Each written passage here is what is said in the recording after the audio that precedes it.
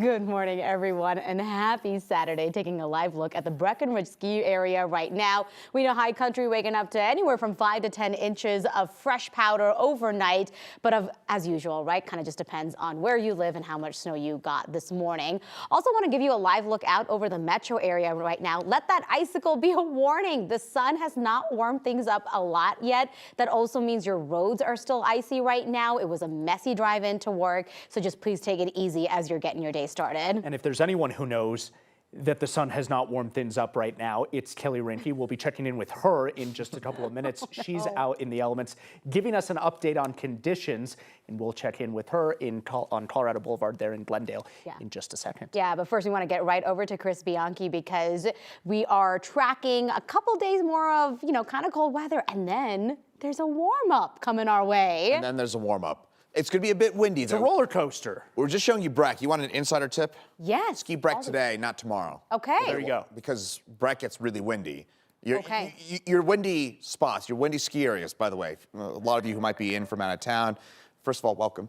Second of all, your windiest spots will be usually Breck, as well as A-Basin and Copper Mountain. Those are usually your windy spots. If you're hoping to avoid the wind, ski those places today, because tomorrow it's going to turn pretty windy in some of those areas. Meantime, for us here in the metro area, a lot of us waking up to a couple of inches of fresh snowfall on this Saturday morning. That snow over and done with. It's snowver. Get it? Snow is over. So it's done for the weekend. Patchy fog for this morning. It's warming up for next week. But here's a look at what we saw. Officially 1.8 inches worth of snowfall. It's probably about right for what the majority of the metro area saw. About 2 to 4 inches for us across the metro area. Most areas closer to about that 2-inch mark.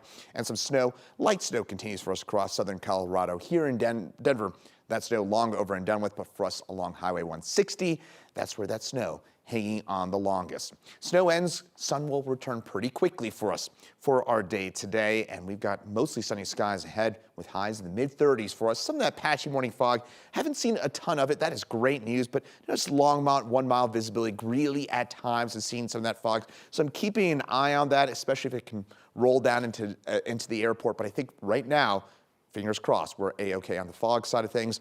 Tonight, we'll drop down around 10 degrees for us here in Denver. And tomorrow, low 50s for us, but those winds will kick up for tomorrow and tomorrow night. That's going to be the big story as we head into Sunday night and Monday morning. I have details on those winds, where they'll be the strongest, and how strong those winds will get. That's coming up in my full forecast. All right, thanks so much for that, Chris. Well, from the metro area into the high country, the drive is definitely tricky right now. Yeah, not fun, especially when we were coming in at 4 a.m. this morning. Not great. It's icy out there. 9 News reporter Kelly Rinke live in Glendale near Colorado Boulevard. Kelly, how are the roads looking right now? At least the sun's up. It's melting some of that snow and ice. It is, but it's still pretty cold outside, so all of that ice pretty much on the road still, so just take it easy. Hey, we're at Colorado Boulevard and Cherry Creek. The roads are a little slick, so please just take it easy. Again, that ice is still on the roads. At last check, no closures right now on the I-70 Mountain Corridor, but oof. Traffic is slow. I just checked a little bit ago, and it's almost a 3-hour drive right now from Denver to Vail. CDOT says it's icy on the interstate, especially near the Eisenhower Tunnel, so make sure you're going slow and keeping that distance between you and the car ahead. Be prepared for winter weather conditions and heavy traffic. We've already seen heavy traffic start to pick up at 5:30 this morning, which is earlier than usual, but not unexpected for a busy holiday weekend. Thankfully, this is a lighter snow. This isn't anything like that heavy, gross, wet snow that we have seen in previous weekends. So if you're shoveling, good news there. Hey, Mark, as my husband, I'm just going to say that you are responsible for shoveling today. I know I usually don't help with that much, but I just want to make sure that there's no question I am not helping out today since I'm out here in the cold and you're in the studio. Yeah, I was going to ask how you knew that it was so heavy to shovel these past snowstorms. Oh my gosh, I don't want to be in the middle of this. Hey, don't rat me out. I mean, I kind of ratted myself out, but be nice. Hey, I owe you for today because we sent you out to be in, 12-degree weather out there. I promise it's snowing back here too, right? That doesn't work, Mark. No, it doesn't work. It's not. We appreciate It does Kelly. not work. I'm waiting for the coffee, the breakfast, It'll be all of delivered it. soon, I promise. Thank you, Kelly. Well, from the west to the east, the roads were icy all over. This is what it looked like last night on I-76. that is no good. We hope that everybody's okay there. That was between Keensburg and Wiggins. You can see all those emergency vehicles pulled off to help everybody who flipped over in that car, and then it just kept going and going with trucks and everything off the side of the roads there. From Colorado Springs to Parker to Broomfield, they were all on accident alert last night, hoping for better conditions today. And today, Denver's 24/7 cold weather shelter is closing. The Coliseum has seen an average of 200 people every night over the last week.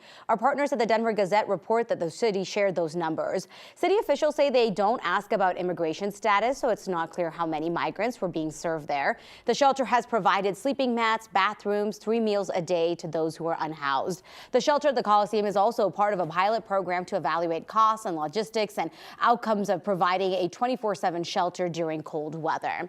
Now, don't forget, you can keep up with all of the weather-related coverage this weekend. You can find out more about the forecast on the 9 News Up or on 9 News Plus. Want to get to some of your other headlines this morning as well. Right now, police are investigating after 2 people were shot and killed inside of a dorm room at the University of Colorado, Colorado Springs yesterday.